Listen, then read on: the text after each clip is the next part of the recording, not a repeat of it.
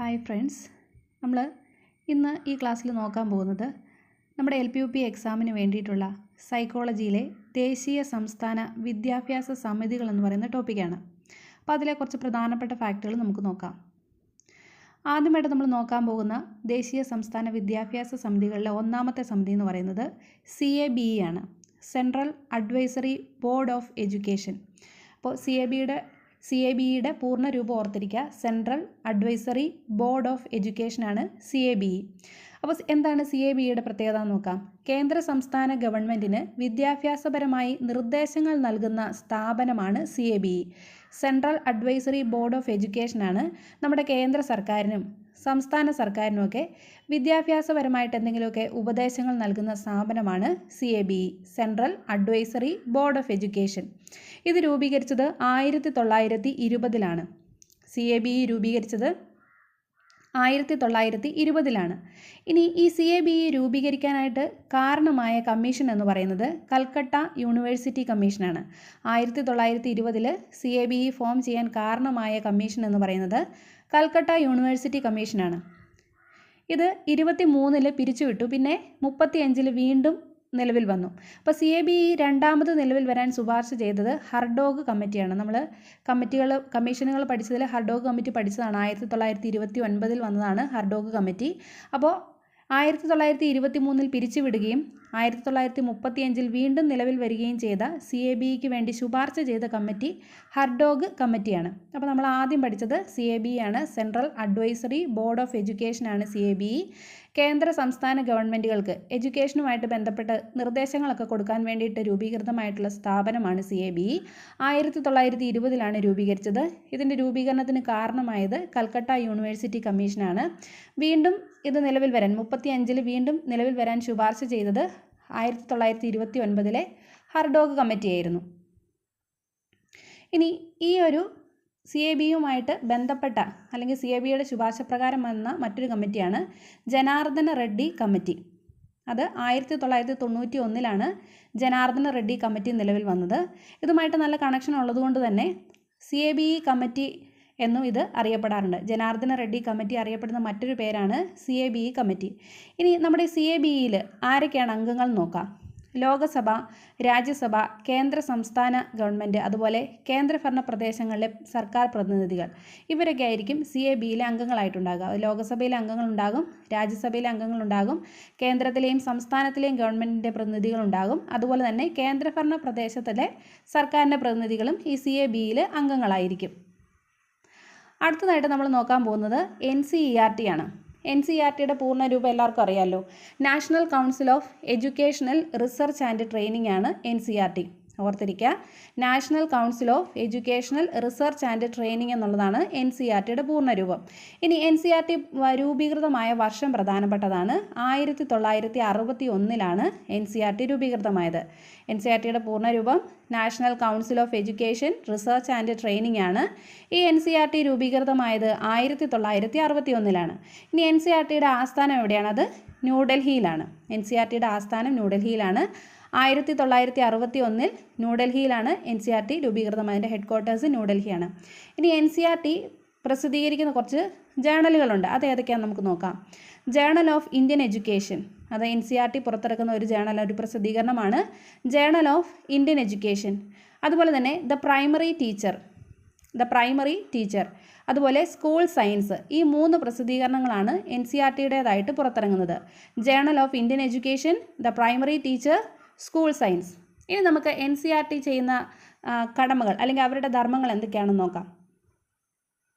ദേശീയ തലത്തിൽ CBSE സ്കൂളുകൾക്ക് ആവശ്യമായിട്ടുള്ള പാഠപുസ്തകങ്ങളും പാഠ്യപദ്ധതിയും തയ്യാറാക്കുന്ന NCERT ആണ്. നമുക്കറിയാമല്ലോ, ഇപ്പോൾ CBSE സ്കൂളുകൾ അവർക്ക് കൊടുക്കുന്ന പാഠപുസ്തകങ്ങളും അവർക്ക് കൊടുക്കുന്ന പാഠ്യപദ്ധതിയും ബോധന രീതികളും കാര്യങ്ങളുമൊക്കെ ഡെവലപ്പ് ചെയ്യുന്നത് NCERT ആണ്. സംസ്ഥാനങ്ങൾക്ക് മാർഗനിർദ്ദേശകമായി വിദ്യാഭ്യാസവുമായി ബന്ധപ്പെട്ട വിഷയങ്ങളെക്കുറിച്ച് ഗവേഷണം നടത്തുന്നതും NCERT തന്നെയാണ്.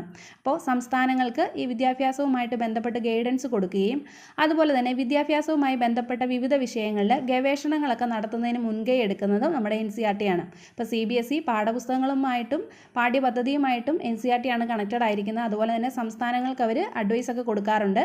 അതുപോലെ തന്നെ വിദ്യാഭ്യാസവുമായി ബന്ധപ്പെട്ട പലവിധ വിഷയങ്ങളിൽ ഗവേഷണം നടത്താറുമുണ്ട്. ഇനി ദേശീയ പാഠ്യപദ്ധതി ചട്ടക്കൂട് നാഷണൽ കരിക്കുലം ഫ്രെയിംവർക്ക് തയ്യാറാക്കുന്നത് NCERT ആണ്. ദേശീയ പാഠ്യപദ്ധതി ചട്ടക്കൂട് തയ്യാറാക്കുന്നത് NCERT ആണ്. അതുപോലെ പുതിയ പഠനതന്ത്രങ്ങളും സാമഗ്രികളും വികസിപ്പിക്കുന്നതുമായിട്ട് ബന്ധപ്പെട്ട് നിൽക്കുന്നത് NCERT ആണ്. നമുക്ക് കാലം മാറുന്നതിനനുസരിച്ചും നമ്മുടെ ആവശ്യങ്ങൾക്കനുസരിച്ചുമുള്ള പുതിയ പഠനതന്ത്രങ്ങൾ അതുപോലെ തന്നെ സാമഗ്രികൾ ഈ പഠിക്കുന്നതിന് വേണ്ടിയുള്ള സാമഗ്രികളൊക്കെ വികസിപ്പിച്ചെടുക്കുന്നത് NCERT ആണ്. അതുപോലെ തന്നെ NCERT സംഘടിപ്പിക്കുന്ന പ്രധാനപ്പെട്ട ഒരു പരിപാടിയാണ് പ്രീ സ്കൂൾ ഇൻ സർവീസ് പരിശീലന പദ്ധതികൾ. പ്രീ സ്കൂൾ പദ്ധതികൾ അതുപോലെ ഇൻ സർവീസ് പരിശീലന പദ്ധതികളൊക്കെ സംഘടിപ്പിക്കുന്നത് NCERT ആണ്. പിന്നെ നമ്മൾ ഇപ്പോൾ എഡ്യൂക്കേഷനിൽ ഏറ്റവും കൂടുതൽ ഉപയോഗിക്കുന്ന വിവരവിനിമയ സാങ്കേതിക വിദ്യയുടെ വികാസത്തിന് വേണ്ടി പ്രവർത്തിക്കുന്നു.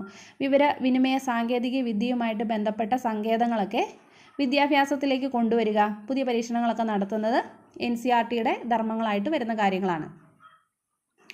അടുത്തത് നമ്മൾ നോക്കാൻ പോകുന്നത് RIE ആണ്.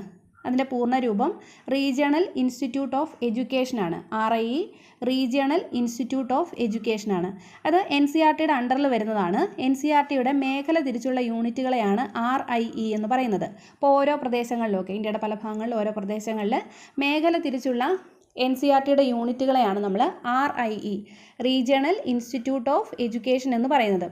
എന്താണ് ഇവരുടെ ഡ്യൂട്ടി എന്ന് പറഞ്ഞു കഴിഞ്ഞാൽ പ്രീ സ്കൂൾ മുതൽ സെക്കൻഡറി തലം വരെയുള്ള അധ്യാപക പരിശീലന പരിപാടികൾ സംഘടിപ്പിക്കുന്നത് ഈ RIE ആണ്. അപ്പോൾ RIEയുടെ പ്രധാനപ്പെട്ട ഡ്യൂട്ടി എന്ന് പറയുന്നത് പ്രീ സ്കൂൾ മുതൽ സെക്കൻഡറി വരെയുള്ള പഠിപ്പിക്കുന്ന അധ്യാപകർക്ക് പരിശീലന പരിപാടികൾ സംഘടിപ്പിക്കുന്നത് ഈ RIE ആണ്. അപ്പോൾ ഇന്ത്യയിൽ ഇപ്പം നിലവിൽ 5 RIEകളാണ് ഉള്ളത്. അടുത്തത് ഏറ്റവും പ്രധാനപ്പെട്ട ഒരു ഭാഗമാണ് UGC യൂണിവേഴ്സിറ്റി ഗ്രാൻറ്റ്സ് കമ്മീഷനാണ് UGC. പൂർണ്ണരൂപം എല്ലാവർക്കും അറിയാലോ. യൂണിവേഴ്സിറ്റി ഗ്രാൻറ്റ്സ് കമ്മീഷനാണ് UGC രൂപീകരിച്ച വർഷം PSC വളരെ റിപ്പീറ്റഡ് ആയിട്ട് ചോദിക്കാറുണ്ട്. 1953 ആണ്. അപ്പോൾ ഓർത്തിരിക്കേണ്ട പ്രധാനപ്പെട്ട വർഷങ്ങൾ എന്ന് പറഞ്ഞൊരു ക്ലാസ്സിൽ നമ്മൾ ഡിസ്കസ് ചെയ്തിരുന്നതാണ്. UGC രൂപീകരിച്ച വർഷം 1953. ഇനി യൂണിവേഴ്സിറ്റി എഡ്യൂക്കേഷൻ കമ്മീഷൻ അല്ലെങ്കിൽ ഡോക്ടർ രാധാകൃഷ്ണൻ കമ്മീഷൻ എന്നറിയപ്പെടുന്നത് ഈ ഒരു ഇതുമായിട്ട് ബന്ധപ്പെട്ട കമ്മീഷനാണ്. യൂണിവേഴ്സിറ്റി എഡ്യൂക്കേഷൻ കമ്മീഷൻ അല്ലെങ്കിൽ ഡോക്ടർ രാധാകൃഷ്ണൻ കമ്മീഷനാണ് UGC രൂപം കൊള്ളുന്നതിന് വേണ്ടിയിട്ട് കാരണമായത്. അപ്പോൾ ഇതിൻ്റെ ഉദ്ഘാടനം UGCയുടെ ഉദ്ഘാടനം നടന്നത് 1953 ഡിസംബർ 28-നാണ്. ആ ഡേറ്റ് ഒന്ന് ഓർത്തിരിക്കുക. UGC ഉദ്ഘാടനം ചെയ്തത് 1953 ഡിസംബർ 28-ആണ്. എന്നാൽ UGCയുമായി ബന്ധപ്പെട്ട ആക്ട് പാസ്സാക്കിയത് 1956-ലാണ്. UGCയുടെ ആക്ട് പാസ്സാക്കിയത് 1956-ആണ്. ഓർത്തിരിക്കുക, UGC രൂപീകരിച്ചത് 1953-ലായിരുന്നു. പക്ഷേ ഇതുമായിട്ട് ബന്ധപ്പെട്ട ആക്ട് 3 കൊല്ലം കൂടെ കഴിഞ്ഞിട്ടാണ് പാർലമെൻറ്റ് പാസ്സാക്കിയത്. ഇനി ഈ ഒരു UGC രൂപീകരിക്കാൻ കാരണമായ കമ്മീഷൻ എന്ന് പറയുന്നത് യൂണിവേഴ്സിറ്റി എഡ്യൂക്കേഷൻ കമ്മീഷൻ അല്ലെങ്കിൽ രാധാകൃഷ്ണൻ കമ്മീഷനായിരുന്നു. ഡോക്ടർ S രാധാകൃഷ്ണനായിരുന്നു അതിൻ്റെ ആദ്യത്തെ അധ്യക്ഷൻ. അതൊക്കെ നമുക്കറിയാവുന്നതാണ്. അപ്പോൾ ഈ UGCയുടെ ഉദ്ഘാടനം നടത്തിയത് നമ്മുടെ ആദ്യത്തെ വിദ്യാഭ്യാസ മന്ത്രിയായ ദേശീയ തലത്തിലെ വിദ്യാഭ്യാസ മന്ത്രിയായ അബ്ദുൽ കലാം ആസാദ് ആയിരുന്നു. അപ്പോൾ 1953-ലാണ് യൂണിവേഴ്സിറ്റി ഗ്രാൻറ്റ്സ് കമ്മീഷൻ നിലവിൽ വന്നത്. ഉദ്ഘാടനം നടന്നത് 1953 ഡിസംബർ 28 ഉദ്ഘാടനം നടത്തിയത് അബ്ദുൽ കലാം ആസാദാണ്. അപ്പോൾ നമ്മുടെ UGCയുടെ ആസ്ഥാനം എല്ലാവർക്കും അറിയാലേ, ന്യൂഡൽഹിയാണ് UGCയുടെ ആസ്ഥാനം. അതുപോലെ UGCയുമായി ബന്ധപ്പെട്ട് നമ്മൾ ഓർത്തിരിക്കേണ്ട 1-2 കാര്യങ്ങളും കൂടെ നമുക്ക് പറയാം. UGCയുടെ ആപ്തവാക്യം PSC ചോദിച്ചിട്ടുണ്ട്. ഗ്യാൻ വിജ്ഞാൻ വിമുക്തയെ എന്നുള്ളതാണ് UGCയുടെ ആപ്തവാക്യം. ഗ്യാൻ വിജ്ഞാൻ വിമുക്തയെ. അപ്പോൾ അറിവാണ് മോചനം. അപ്പോൾ UGCയുടെ ആപ്തവാക്യം ഓർത്തിരിക്കുക, ഗ്യാൻ വിജ്ഞാൻ വിമുക്തയെ. ഇനി UGC അതുപോലെ തന്നെ AICTE എന്നിവയ്ക്ക് പകരമായിട്ട് കേന്ദ്ര സർക്കാർ ആരംഭിക്കുന്ന സ്ഥാപനമാണ് ഹീര. അതും പുതിയതായിട്ടുള്ള ഫാക്റ്റാണ്, ഓർത്തിരിക്കുക. UGCക്കും AICTEക്കും പകരമായിട്ട് കേന്ദ്ര സർക്കാർ ആരംഭിച്ച സ്ഥാപനമാണ് HEERA. Higher education empowerment regulation agency എന്നുള്ളതാണ് ഹീരയുടെ പൂർണ്ണരൂപം. ഹീരയുടെ പൂർണ്ണരൂപം higher education empowerment regulation agency എന്നുള്ളതാണ്. ഇനി UGCയുടെ ആദ്യത്തെ ചെയർമാനും കൂടെ ഒന്ന് ഓർത്തിരിക്കുക, അത് ഡോക്ടർ ശാന്തി സ്വരൂപ് ഭട്നഗർ ആണ്. അപ്പോൾ നമ്മൾ പുതിയതായിട്ട് പറഞ്ഞ ഒരു 3 ഫാക്ട് കൂടെ ഓർത്തിരിക്കുക. UGCയുടെ ആപ്തവാക്യം ഏതാണ്? ഗ്യാൻ വിജ്ഞാൻ വിമുക്തയെ. അതിൻ്റെ അർത്ഥം എന്ന് പറയുന്നത് അറിവാണ് മോചനം, നോളജ് ലിബറേറ്റ്സ് എന്നുള്ളതാണ്. അപ്പോൾ UGCയുടെ ആപ്തവാക്യം ഗ്യാൻ വിജ്ഞാൻ വിമുക്തയെ. അതുപോലെ തന്നെ UGCക്കും AICTEക്കും പകരമായിട്ട് വന്നത് ഹീരയാണ്. ഹീരയുടെ പൂർണ്ണരൂപം ഓർത്തിരിക്കുക, higher education empowerment regulation agency. Higher education empowerment regulation ഏജൻസിയാണ് ഹീര. ഇനി നമ്മുടെ UGCയുടെ ആദ്യത്തെ ചെയർമാനും PSC ഇതിനു മുമ്പ് ചോദിച്ചിട്ടുണ്ട്, അത് ശാന്തി സ്വരൂപ് ഭട്നഗറാണ്. അടുത്തത് നമ്മൾ നോക്കാൻ പോകുന്നത് NIEPA ആണ്. NIEPA അതിൻ്റെ പൂർണ്ണ രൂപം ഓർത്തിരിക്കുക, national institute of education planning and administration. National institute of education planning and അഡ്മിനിസ്ട്രേഷനാണ് NIEPA. ഇതിൻ്റെ ധർമ്മം എന്താണെന്ന് ചോദിച്ചു കഴിഞ്ഞാൽ വിദ്യാഭ്യാസത്തിൻ്റെ ആസൂത്രണത്തിനും ഭരണത്തിനും വേണ്ടിയുള്ള ദേശീയ സമിതിയാണ് NIEPA. വിദ്യാഭ്യാസ ആസൂത്രണത്തിനും ഭരണത്തിനും വേണ്ടിയുള്ള ദേശീയ സമിതിയാണ് NIEPA. ഇതിന് ഡ്രീംഡ് യൂണിവേഴ്സിറ്റി പദവിയുണ്ട്. 2006 NIEPAക്ക് കൽപ്പിത സർവകലാശാല പദവി ലഭിക്കുന്നത്.